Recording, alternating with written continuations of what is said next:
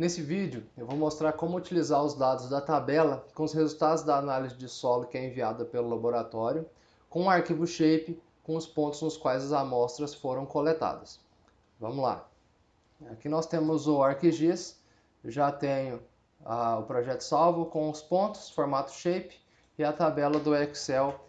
Primeiro eu vou importar os pontos, ele já me fala que está sem referência espacial, tá? E aí nas propriedades destes pontos eu consigo verificar o extend. Então as coordenadas aqui, ó, menos 50, menos 17, essas coordenadas estão em formato graus decimais.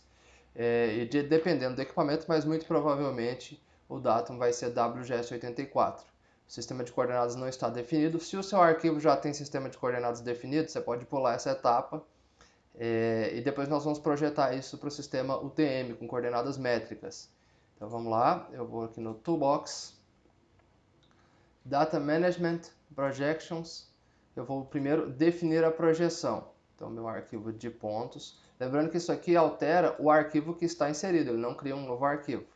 WGS84, coordenadas geográficas. Já foi. Pontos, propriedades, agora ele aparece aqui. Ok. Eu vou projetar estes pontos agora.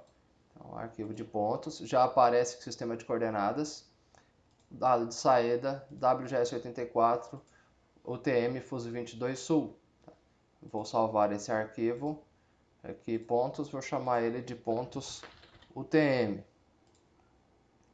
Ok. Aqui ele já apareceu, vou remover esse arquivo. Se eu abrir a tabela de atributos desses pontos UTM, eu verifico aqui que eu tenho identificador, shape, ponto e tem essa coluna Sample ID, né, que é a identificação da amostra. Porém, nesse arquivo específico, a identificação da amostra é do tipo texto. E quando eu for juntar as tabelas, os tipos de informação têm que ser iguais. Geralmente, o número de identificação da amostra é do tipo número. Então, eu vou criar um campo, add field. Vou criar um campo que chama id num, para indicar que é numérico. Colocar ele do tipo double mesmo, não vou colocar nenhum valor de precisão em escala não. E agora o botão direito aqui em cima eu vou calcular esse campo. Esse campo vai ser igual ao Sample ID, que ele é de texto, porém o valor que está lá é numérico, mas o computador interpreta como um texto ainda. Depois disso aqui, olha só, o valor em si é o mesmo, mas essa coluna é uma coluna de texto e essa coluna aqui agora é uma coluna de número. Tem que verificar sempre o tipo de informação que está na sua tabela de atributos. Ok, então já projetamos o nosso dado, está coordenado do UTM, o identificador está no formato numérico. Lá no Excel, nós temos todas as colunas, né, de todos os atributos, elementos e tal. E aqui no ID da amostra, está escrito talhão China-amostra. Não está da mesma forma que o meu arquivo de pontos.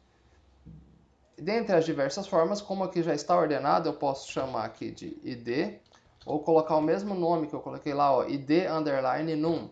Vou colocar id underline num. Vou colocar aqui o valor 1 e 2. E arrastar.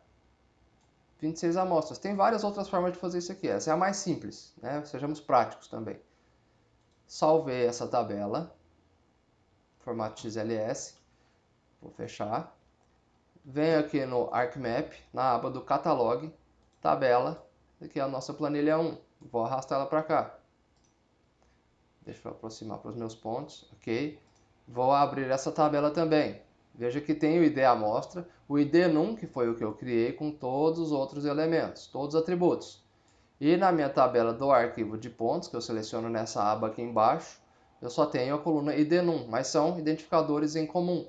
O que a gente faz agora? Clica com o botão direito e manda um join, fazer a junção dessas tabelas a partir de uma coluna com atributos em comum. Então, no meu arquivo shape, eu vou selecionar a coluna id num.